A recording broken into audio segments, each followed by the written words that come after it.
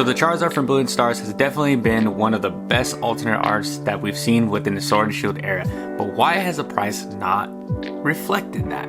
Here's a quick comparison on a couple of the big cards within the Sword and Shield era and why I think that the Charizard from Brilliant Stars is definitely undervalued and underrated. So when I discuss with my peers the top alternate cards within the Sword and Shield era, they pretty much only give me 6. So the 6 that come to mind is the Gengar from Fusion Strike, Lugia from Silver Tempest, Giratina from Lost Origin, Umbreon from Evolving Skies, Charizard from Brilliant Stars. Sorry, that's 5. So if you look right now on TCG Player, the Charizard is actually tied neck and neck with the Gengar, and in my mind it makes a lot of sense that they're so close in price, simply because that there's a ton of older collectors like myself that absolutely love those Kanto starters and will pay pretty much anything. I firmly believe that these two Pokemon should actually be higher within the list, but the market's going to determine what the market wants to determine. So we all know that there's definitely a Charizard tax. Any set that contains a Charizard. I think Brilliant Stars being such a deep set and having so many top tier pools, it sort of hurts Charizard down the line. Let's keep in mind that its top price was at $209 and the Gengar top price was at $188 and is currently moving sideways. Both of these cards are an absolute steal and you should definitely go pick them up. Now on the other side, when we compare the Charizard to the Lugia, I see a whole different story.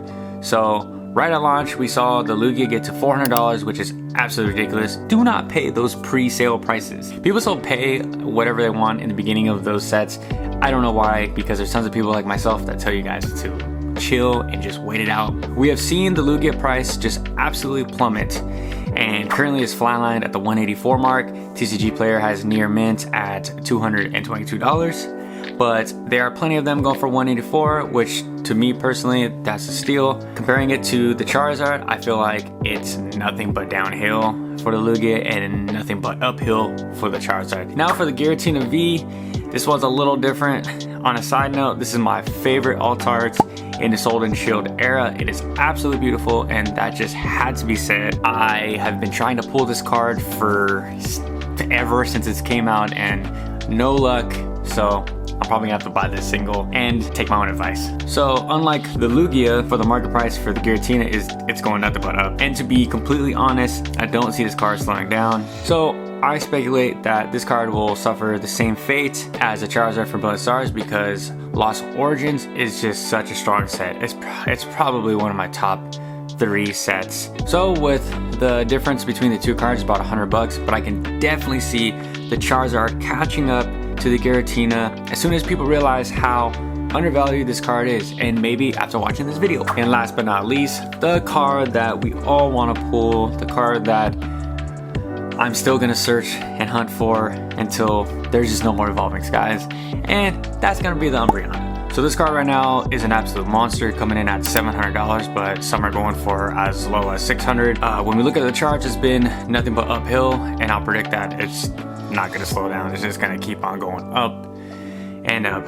I predict that the only time it's going to flatline is when Scarlet and Violet finally gets up and then settled, and the Evolving Skies packs start getting a little bit more scarce, then we might see it flatline at the $700 mark. And I know this is a comparison video between the Charizard and the Umbreon, but let's be real, there's just no comparison. So if you laid out all the alternate arts and you told me to pick what one was going to be the best performer, I definitely would have thought the Charizard with the Brilliant Stars, simply because there's 2 Kanto Pokemon, Venusaur and the Charizard fighting, and it just doesn't get any better than that. It gives it that real world situation, and I just thought that it'd be a top performer, but I was obviously wrong. So that's gonna be the video, everybody. Thanks for checking it out. Let me know how you guys feel about the Charizard. Is it unappreciated? Is it undervalued?